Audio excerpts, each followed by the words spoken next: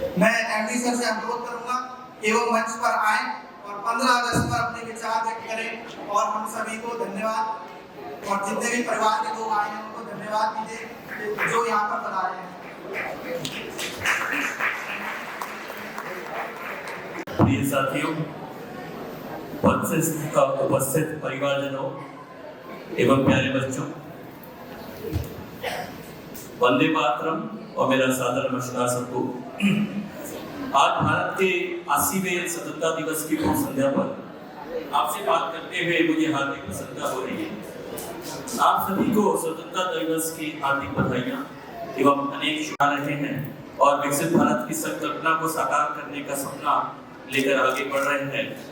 मुझे बताते हुए बहुत खुशी हो रही है कि हमारी नमो भारत परियोजना इसमें एक अहम भूमिका निभा रही है।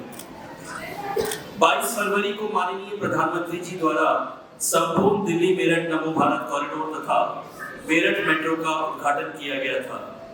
इसके महज कुछ महीनों के भीतर ही इसने 4 करोड़ कंप्यूटर ट्रिप्स का माइलस्टोन पार कर लिया है। कांवड़ यात्रा के दौरान तो यह अपनी समयबद्ध और आरामदायक यात्रा से इस क्षेत्र की जीवन रेखा बनकर उभरी है। इसमें दैनिक रूप से लगभग 1 लाख यात्री सफर कर रहे हैं, जो इसके प्रति लोगों के विश्वास, इसकी अनिवार्यता और इसकी लोकप्रियता को दिखाता है। नमो भारत केवल एक परिवहन साधन ही नहीं, बल्कि यह इस क्षेत्र में परिवहन का माध्यम बन गया है। वह परिवर्तन जो लोगों को यात्रा करने के तरीके के साथ साथ लोगों के जीवन जीने के तरीकों को भी बदल रहा है। और इस नमो भारत के क्रियान्वयन में आप सबकी बहुत बड़ी भूमिका रही है। आप सबको, आप सभी परिवारजनों को, सारे ऑफिसर्स को इसके लिए बहुत बहुत बधाई। ये सारा श्रेय आप सबको जाता है। आपको यह जानकर प्रसन्नता होगी कि इस कॉरिडोर से अब तक लगभग 320 करोड़ रुपए की राजस्व प्राप्ति हो चुकी है। यह वर्ष हमारे लिए अनेक उपलब्धियों का वर्ष रहा है। हमने कॉरिडोर के रखरखाव के लिए ड्रोन बेस्ड ओएजी निरीक्षण और ऑटोनोमस ट्रैक इंस्पेक्शन सिस्टम जैसी कई आधुनिक तकनीकें डिप्लॉय की। साथ ही सतर्कता के क्षेत्र में एक और कदम आगे बढ़ाते हुए हमने सोलर ट्रैक परियोजना की शुरुआत भी की है और अब उत्तर प्रदेश में 110 megawatt captive solar power plant की स्थापना करने जा रहे हैं, जिससे कॉरिडोर की 60% ऊर्जा आवश्यकता को पूरा किया जा सकेगा। यह मेट्रो और आरआरटीएस परियोजना में अपनी तरह की एक अनोखी पहल है। इसके अलावा हमने एक जेंडर सेंसिटिव अभियान आकांक्षाओं के पंख की शुरुआत की है, जिसके माध्यम से हम एक सुरक्षित, सम्मानजनक और समावेशी सार्वजनिक परिवहन पर वातावरण को बढ़ावा देने का प्रयास कर रहे हैं।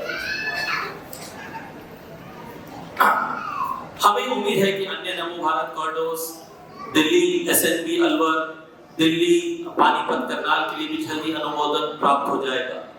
एनसीआरटीसी कई सारे अन्य कॉरिडोर जैसे कि गाजियाबाद जेवर, नोएडा फरीदाबाद गुरुग्राम, मोदीपुरम ऋषिकेश, लखनऊ कानपुर, पटना गया जैसी परियोजनाओं की डीपीआर बनाकर प्रोजेक्ट सैंक्शन कराने में प्रयासरत है।